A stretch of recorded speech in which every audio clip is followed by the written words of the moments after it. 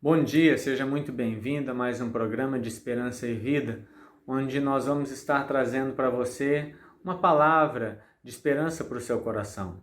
O texto que eu gostaria de deixar para você nesta manhã é o mesmo texto que nós já meditamos na semana passada, o texto a respeito do nascimento de Jesus. Estamos numa época muito propícia para aprendermos grandes lições desse fato histórico, desse momento em que Deus mais uma vez começa a reinar na história e envia o seu Messias, o seu próprio Filho. Ele em pessoa começa a reinar entre os homens.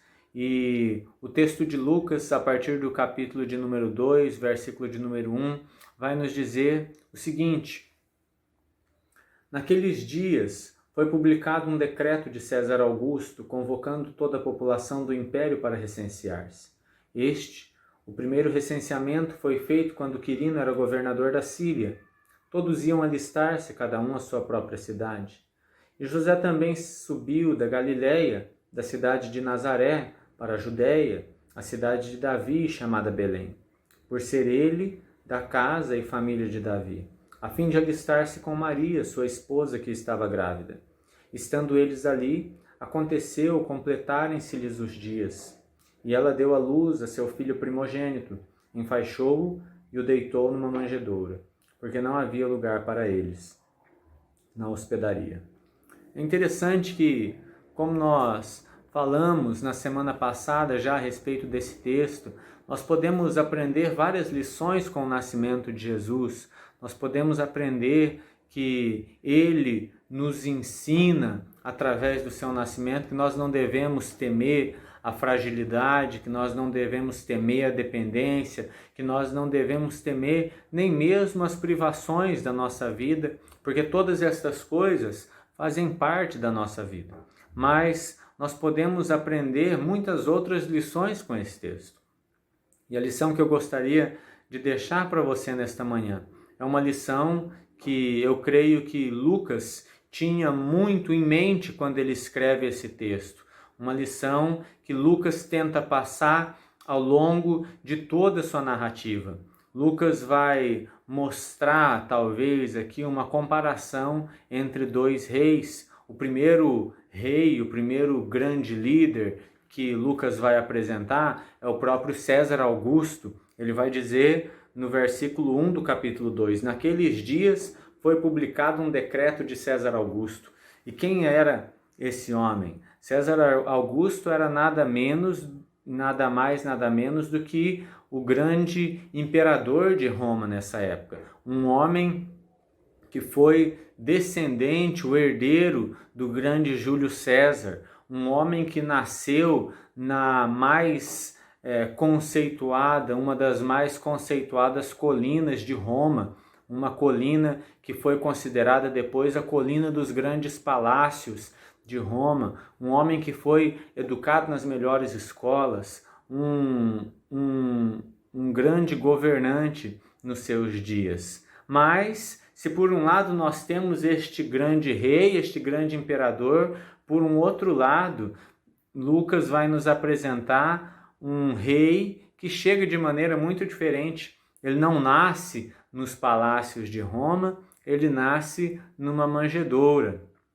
Ele não é descendente de um grande rei conhecido no mundo inteiro, de uma família muito importante como a de Júlio César, mas ele é descendente de um reinado que já havia muito sido esquecido, o reinado de Davi, que era lembrado apenas pelos próprios judeus. Mas quando Lucas faz o contraste entre esses dois reis, o que ele quer mostrar para mim e para você é que quem na verdade está no comando das coisas?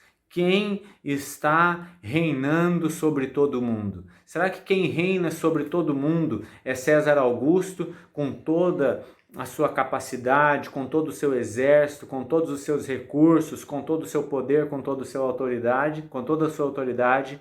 Lucas vai mostrar ao longo de todo o livro dele que não é mais César Augusto que está reinando. A partir do momento em que o Senhor Jesus Cristo nasce, agora ele é o Rei que está reinando em toda a terra, corporalmente em toda a terra. Agora, como o próprio Senhor Jesus vai dizer, todo o poder, toda a autoridade foi dada, não a César Augusto, não a qualquer outro governante, mas a este homem chamado Cristo Jesus, que nasce de maneira simples, que nasce de maneira singela, mas é ele o Messias prometido de Deus, é ele que hoje governa sobre tudo e sobre todos. É ele a cabeça da criação e a cabeça da redenção. Então que você possa se lembrar, talvez nos momentos em que você olhe para homens que governam, que aparentemente governam o mundo, que quem está governando o mundo é o próprio Senhor Jesus. Ele é o verdadeiro Rei, ele é quem tem toda a autoridade. Os governantes, os homens que aparentemente são revestidos de autoridades, não têm autoridade nenhuma a não ser aquela autoridade que o próprio Jesus lhes concedeu. É isso que ele diz a Pilatos: olha, nenhuma autoridade você teria sobre mim se do alto não lhe fosse dado. Então, que nós possamos nos lembrar sempre a mensagem e talvez a principal mensagem de Lucas, de que um rei nasceu, um novo rei nasceu, não nas colinas do império, mas numa cidade escondida chamada Belém. Mas este rei que nasceu não num berço de ouro, mas numa manjedoura. Este é o verdadeiro rei. Ele é quem tem toda a autoridade. Ele é quem tem todo o poder. Diante dele todo joelho se dobrará. E ele está a cada dia mais estabelecendo o seu reino aqui na terra.